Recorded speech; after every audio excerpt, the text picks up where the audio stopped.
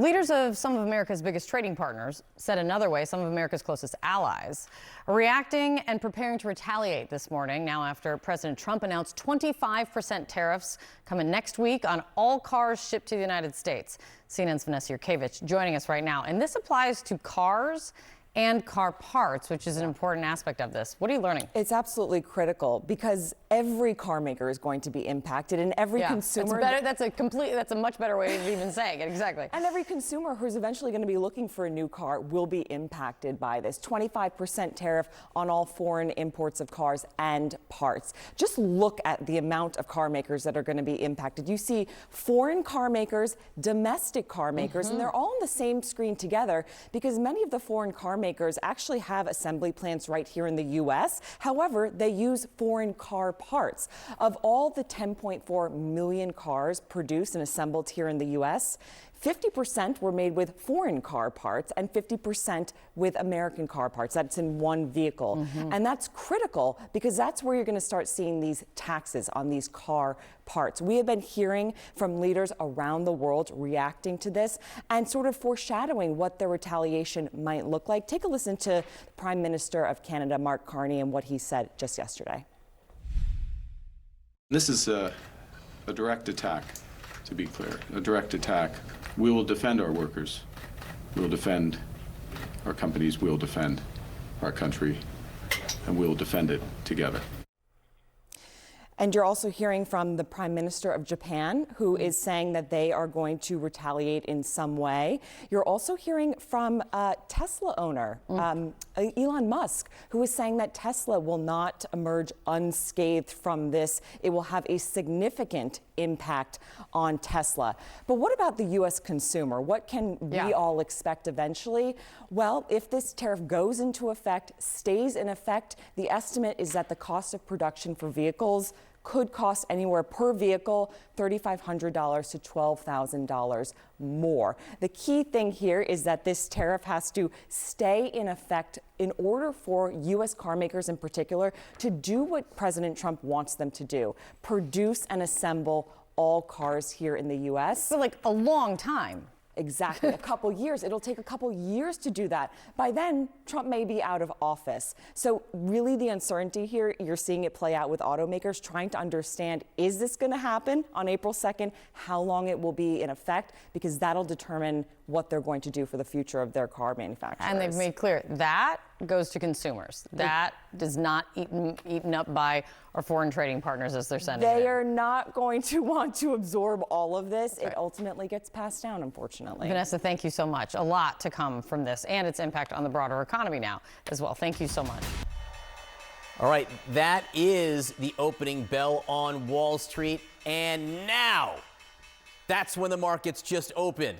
Right then and there, we are watching how they react to the announcement from President Trump of these new 25% tariffs across the board on imported cars and, importantly, car parts. You can see the Dow dropping at the open here. Let's get right to CNN's Matt Egan for what you've been hearing about what investors think of these moves. Yeah, John, well, we're seeing markets open lower, although not dramatically lower. I think this is actually a relatively subdued reaction from Wall Street. We did see auto stocks take a hit yesterday when the White House announced that these tariffs were coming.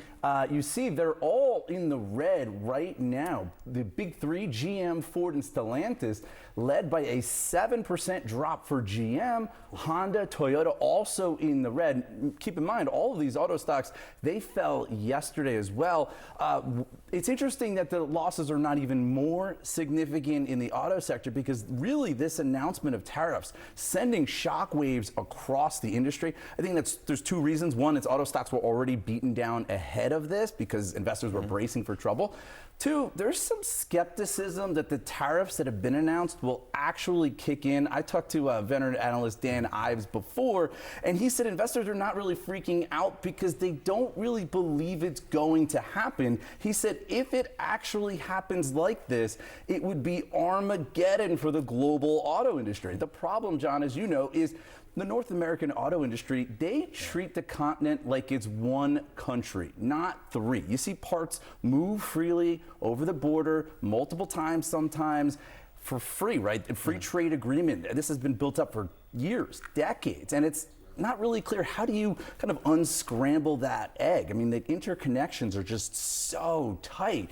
And we also have heard from other analysts who said that, this is from Cox Automotive analyst, economists, who said that if these tariffs kick in next week, that it would be doomsday for the industry. I got to say, there's two things that are fascinating about that. Number one, the scale at which they think this could be problematic. But number two, the fact that people don't really believe it because the president has backed off so many times over the last month or so, negotiating effectively with himself in a way. Yeah, that's just part of the uncertainty here, right? The president announces something, he often dials it back, but sometimes he doesn't, and then he'll escalate elsewhere. It's really hard to make sense of it all. The other fascinating dynamic has to do with Canada, which is that, and this is a President Trump created phenomena, Canada is now an adversarial partner here, and they're in the middle of an election.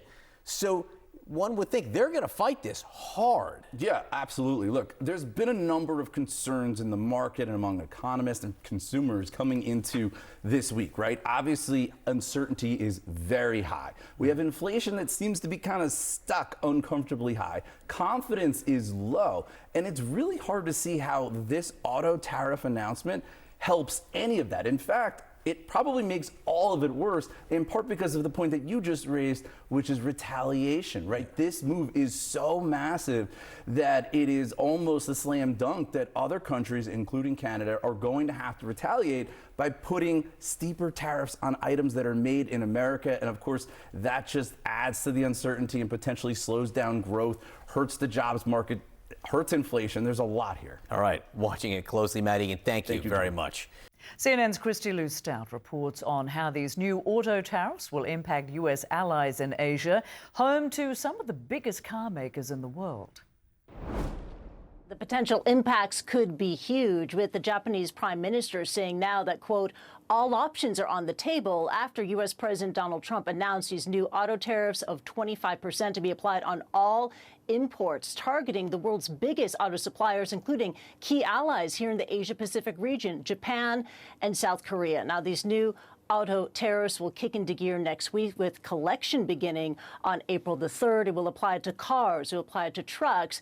As for auto parts, and that includes stuff like engines, electronic components, transmissions, that will be subject to an up to 1 month reprieve. We've been monitoring investor activity and reaction ever since the news broke, and shares in South Korea and Japan have been skidding this day, and it comes as a surprise to many. I mean, just a couple of days ago, Hyundai, the South Korean automaking giant, announced plans to invest $20 billion in the United States. And earlier this month, Honda, the Japanese auto giant, said that it was planning to move the production of the Civic from Mexico to the U.S. state of Indiana to reportedly avoid potential tariffs. Now, we did hear from the Japanese Prime Minister earlier today. He addressed the tariffs in a session of Parliament. We have a quote from him here. Let's bring it up to you. This is what you heard from Shigeru Ishiba, who said this, quote, Japan is a country that is making the largest amount of investment in the United States, so we wonder if it makes sense for Washington to apply uniform tariffs to all countries. That is a point we've been making, and we will continue to do so.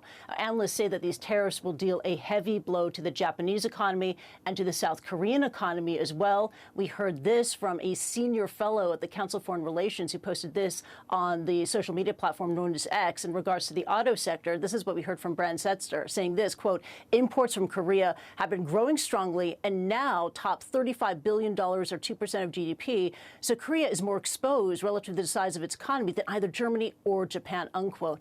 Last year, in 2024, the United States imported some $474 billion worth of auto products. And if we bring up the list of top global suppliers, let's bring it up on the screen right now, you will see the following nations. You will see Mexico, Japan, South Korea, Canada, Germany. Every nation on this list is a close ally of the United States.